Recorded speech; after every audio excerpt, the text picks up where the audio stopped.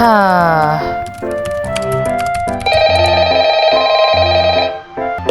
Ya, halo.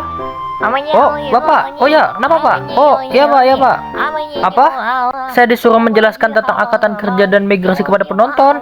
Oke, Pak, oke, Pak. Oke lah. Oke lah. Iya, Pak, ya, Pak, ya. Oke. Nanti saya kerjakan dan jelaskan ya, Pak. Oke, Pak, iya, Pak, siap, Pak. Oke, Pak.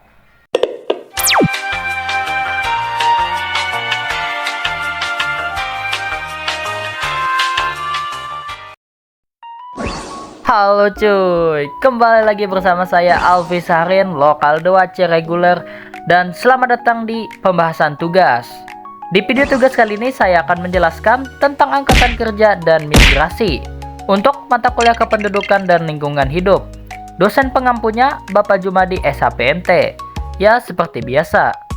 Oke, tanpa berlama lagi, saya akan menjelaskan apa itu angkatan kerja dan migrasi.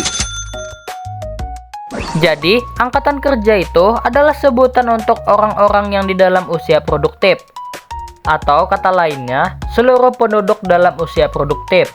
Umumnya 15 tahun ke atas, dan di Indonesia sendiri itu hingga 65 tahun.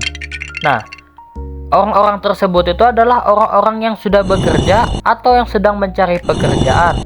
Angkatan kerja ini merupakan potensi sumber daya manusia yang siap untuk berpartisipasi dalam kegiatan ekonomi suatu negara.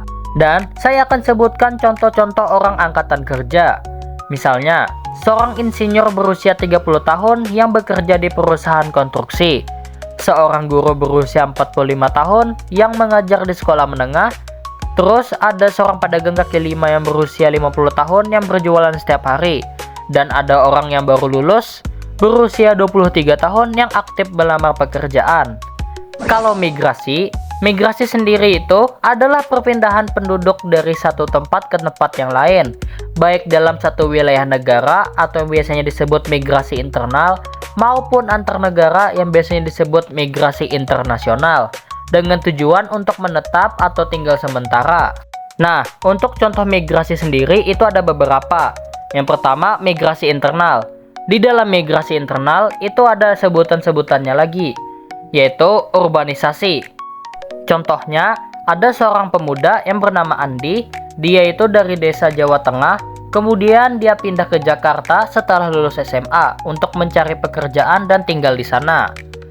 Kedua, ada transmigrasi, yaitu pemerintah Indonesia memindahkan sebagian penduduk dari Pulau Jawa yang padat ke Kalimantan untuk pemerataan penduduk dan pembangunan. Terus ada ruralisasi. Misalnya ada seorang ibu bernama Arum, setelah pensiun dari pekerjaannya di kota Surabaya, dia pindah ke desa asalnya untuk menikmati masa tua. Yang kedua ada migrasi internasional. Nah, migrasi internasional sendiri ada beberapa sebutan di dalamnya. Yang pertama ada imigrasi, misalnya ada seseorang warga negara Jerman yang pindah ke Indonesia dan menetap untuk bekerja. Terus ada emigrasi, misalnya ada seorang yang bernama Pak Ahmad meninggalkan Indonesia untuk bekerja dan menetap di Jepang. Terus ada remigrasi, misalnya ada seseorang yang bernama Pak Budi.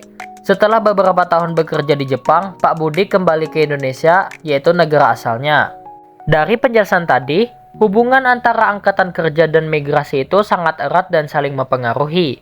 Contohnya, salah satu pendorong utama migrasi itu adalah mencari pekerjaan, yaitu pencarian pekerjaan. Misalnya ada angkatan kerja dari daerah dengan sedikit lapangan kerja atau upahnya yang rendah itu cenderung bermigrasi ke daerah atau negara yang menawarkan peluang kerja yang lebih banyak dan pendapatan yang lebih tinggi. Misalnya kayak ke negara Jepang gitu. Kan itu pendapatannya lebih tinggi itu, atau ke negara Australia. Nah, dari semua penjelasan tadi, secara singkat, migrasi itu seringkali merupakan respon dari angkatan kerja terhadap ketidakseimbangan antara penawaran dan permintaan tenaga kerja di berbagai wilayah atau negara. Nah, itu saja penjelasan singkat dan sederhana dari tugas video saya kali ini. Saya Alfi, adios.